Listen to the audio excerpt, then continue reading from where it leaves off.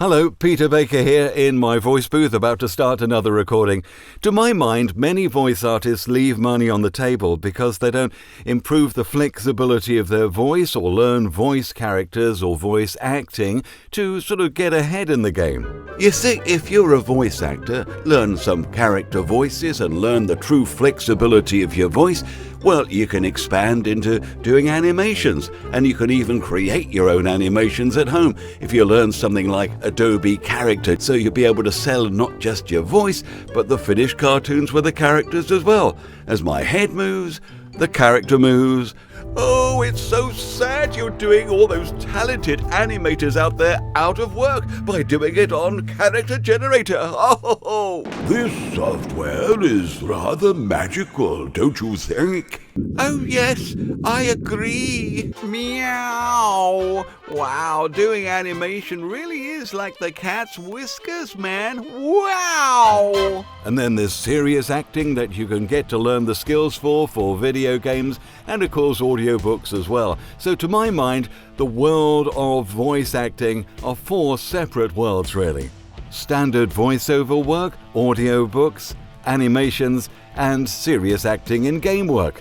At Voiceover Masterclass, we have an entire 4-hour-long video-based course packed with everything you need to know about the world of the voice actor, knowing how to improve the flexibility of your voice and to create and to assign character voices in the different worlds of voice acting. We even have our own 10-control character control panel, so you can create virtually unlimited styles of voices. But do you know the easiest way to get started in all of this is to tackle audiobooks?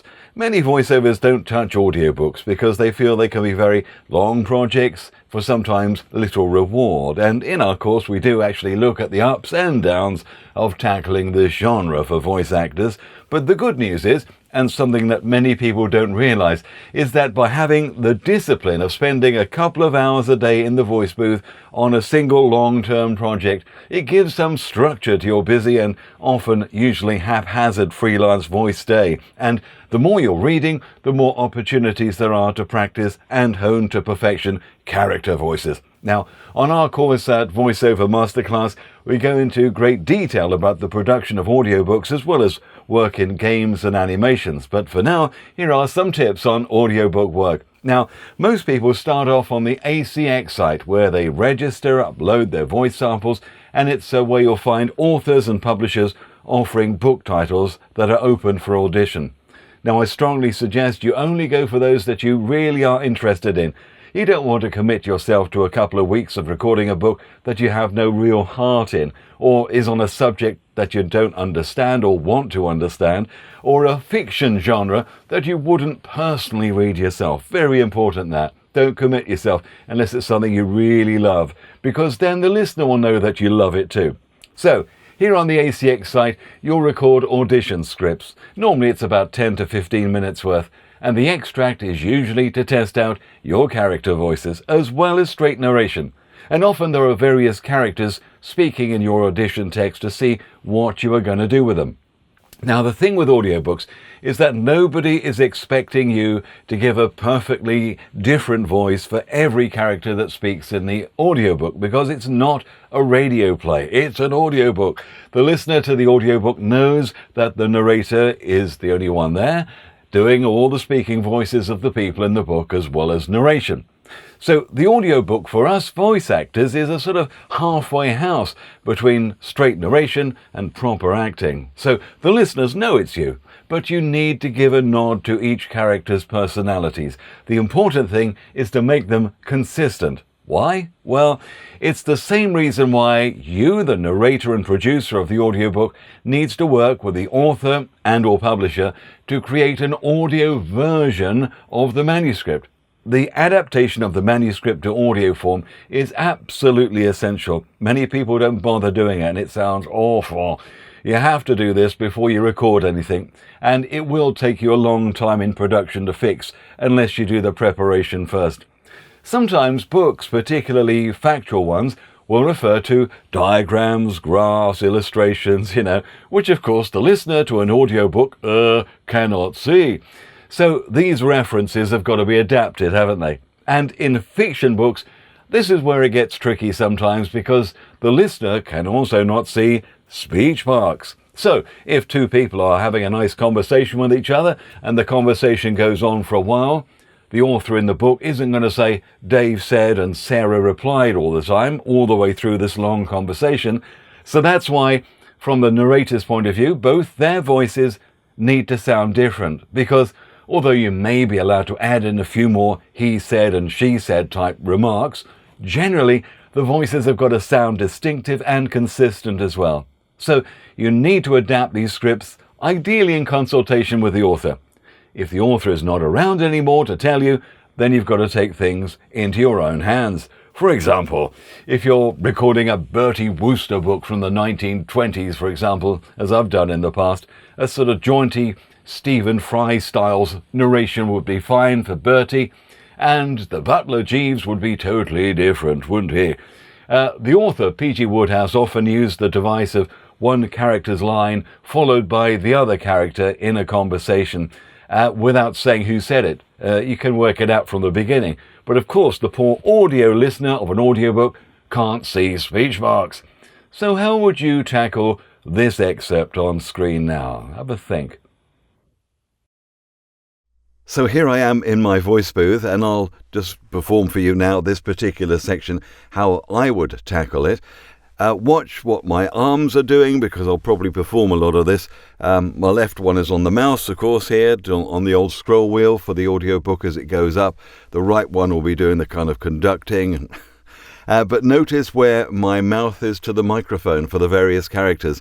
When I'm Bertie Wooster as the narrator, I'm going to be close up to the microphone, a bit like this. And then if I'm Bertie Wooster talking to Jeeves, I'm going to be a little bit back like this, because the closer you are, the bassier it is. And it just sort of separates the two voices, because, as we've said many times before, the poor audio listener cannot see the script. They cannot see the speech marks. So it's up to you, the narrator, to actually make this come alive and differentiate the characters. Right, let's have a go. I put all this to Jeeves. Odd his coming to me. Still, if he did, he did. No argument about that. It must have been a nasty jar for the poor perisher when he found I wasn't here. No, sir, Mr. Finknottle did not call to see you, sir. Pull yourself together, Jeeves. You've just told me that this is what he's been doing, and assiduously at that. It was I with whom he was desirous of establishing communication, sir. You? But I didn't even know you had ever met him. I had not had that pleasure until he called here, sir. But it appears that Mr. Sibley, a fellow student of whom Mr. Finknottle had been at the university, recommended him to place his affairs in my hands. The mystery had conked. I saw all. As I dare say you know, Jeeves's reputation as a counsellor has long been established among the cognoscenti, and the first move of any of my little circle on discovering themselves in any form of soup is to always roll round and put the thing up to him. Now, did you notice how I tackled this in the booth? The Bertie Wooster narration I did closer to the microphone. Then, for when Bertie was in the conversation, I pulled my head away from the microphone as if I was the other side of the room having my discourse with Jeeves. Then you've just got to keep Bertie jaunty and Jeeves in his British butler style, almost bored. Of course, with two characters that are wildly different, it is fairly straightforward. But things get more complicated when you have two or three people talking together who have similar voice styles and maybe accents that are different from your own. You can, of course, make one character speak a little slower than the others, and one with a type of emotion that's unique to them, but we do far more on creating character voices and assigning them, not just in audiobooks, but also in video games and animations in our voice actor course at Voiceover Masterclass. It's aimed not just at existing voiceovers who want to improve their income and have the ability to offer more flexible voice styles and character voices. The course is also for existing actors. Maybe you're very confident about your natural performance side, but maybe you want to know something about how to earn a decent income as a voice actor in your own home studio and setting up your business. We have a full section about setting up a recording facility in your home, choosing a microphone, doing your sound insulation and treatment in the course as well. It includes a full illustrated downloadable transcript of the course, and we even give you templates you are welcome to adapt to put together for agreements and contracts if you work with clients and authors direct, making sure you get paid on time using our suggested staged payment system. So there's loads of information in our course to fully understand the various aspects of the 4 worlds of voice acting. So check out the voice acting course at voiceovermasterclass.com and take your skills to the next level.